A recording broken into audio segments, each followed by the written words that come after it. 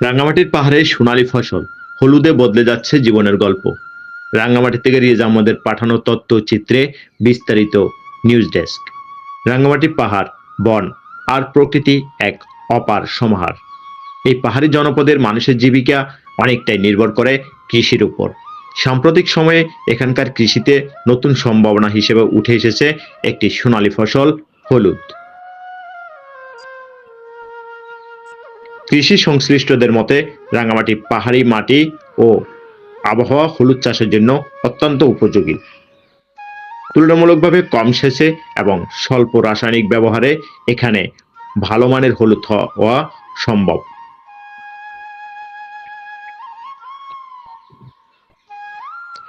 স্থানীয়ভাবে জানা গেছে, বর্তমানে রাঙ্গামাটির বিভিন্ন উপজেলার বহু কৃষক জুম চাষের পাশাপাশি বাণিজ্যিকভাবে হলুদ চাষ করে আসছেন। প্রতি একর জমিতে গড়ে কয়েক টন পর্যন্ত কাঁচা হলুদ উৎপাদন হচ্ছে বলে জানান কৃষকরা।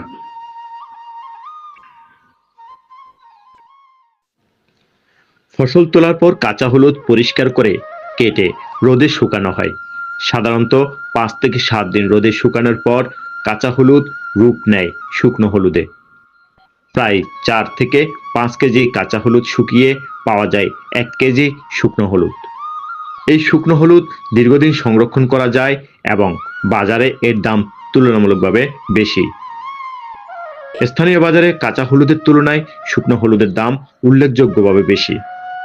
ফলে কৃষকরা শুকনো হলুদ প্রস্তুত করে বেশি লাভের আশা করছেন।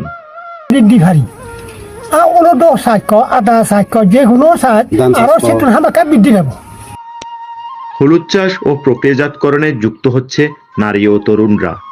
এতে পাহাড়ি এলাকায় বাড়ছে কর্মসংস্থান, কমছে মৌসুমি বেকারত্ব। কৃষকরা হলুদ চাষে আগ্রহী হবে।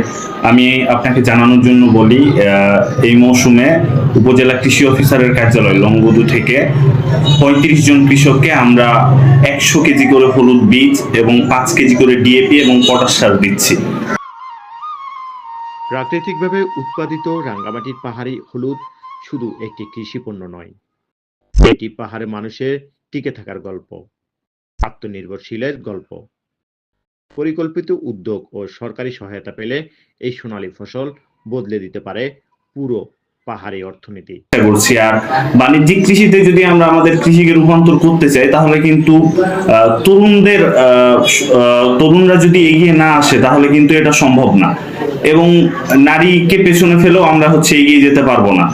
তাই আমরা মশলা জাতীয় ফসল, হলুদ বা আদা যেটাই চাষ করি না কেন, এখানে তরুণদের সহযোগিতা প্রয়োজন এবং তরুণদের এগিয়ে আসতে হবে, সাথে সাথে কিন্তু নারীদেরও এগিয়ে আসতে হবে।